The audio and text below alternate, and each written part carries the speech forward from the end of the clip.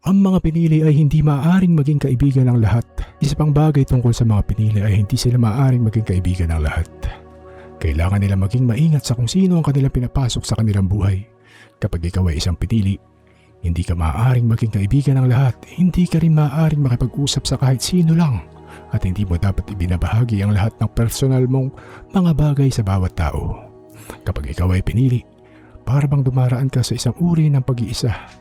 Hindi man ganap na pag-iisa, ngunit malapit dito. Dahil kapag ikaw ay pinili, hindi ka talaga babagay sa karamihan. Kapag sinubukan mong makisama sa isang grupo, pakiramdam mo ay hindi ka talaga nababagay. Kapag sinubukan mong maging kaibigan ng ilang tao, madalas ay hindi ito nagtatagumpay dahil nagsisimula silang kumilos ng kakaiba. Ito ay dahil nakikita nila na ikaw ay isang pinili. Nakikita nila ang iyong liwanag sa espiritual na antas. Alam nila kung sino ka. Kaya kapag sinubukan mong maging kaibigan nila o humingi ng pagtanggap at pagpapatunay mula sa kanila, hindi nila ito ibibigay. Hindi rin nila maibibigay ang uri ng pagkakaibigang hinahanap mo. Bakit? Dahil nakikita nila na ikaw ay pinili.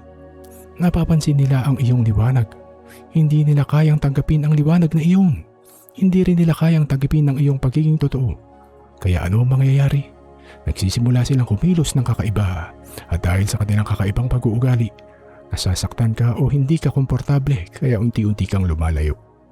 Ito ang dahilan kung bakit ayon sa paniniwalang ito, madalas na hindi nagtatagal ang pagkakaibigan ng mga pinili. Kung ang mensaheng ito ay tumutugma sa iyong karanasan, maaaring isa ka sa mga pinili. Ang mga pinili ay hindi rin maaaring pumunta kung saan-saan lamang dahil dala nila ang isang liwanag na namumukod tangi sa iba sila. At kapag ikaw ay iba, palagi kang makakaranas ng mga pagsubok mula sa ilang tao. May mga taong magsisinungaling sa iyo tungkol sa iyo. Kakainggitan ka at pakikipagkompetensya sa iyo. May mga taong magpapakalat ng chismis tungkol sa iyo. May mga taong laging naghahanap ng mali sa iyo. Parang laging may issue o problema na ibinabato sa iyo.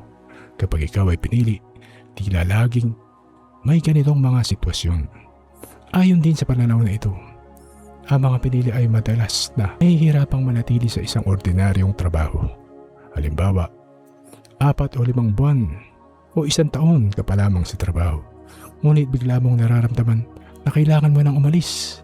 Hindi dahil tamad ka o mahina ka, kundi dahil pakiramdam mo ay may mga katrabahong sinusubukang pabagsakin ka, kinakalaban ka, nakikipagkompetensya sa iyo, sinusubukan kang matanggal sa trabaho. Kinakainggitan ka o gumagawa ng mga drama laban sa iyo. Ganoon din sa pakikipagkaibigan.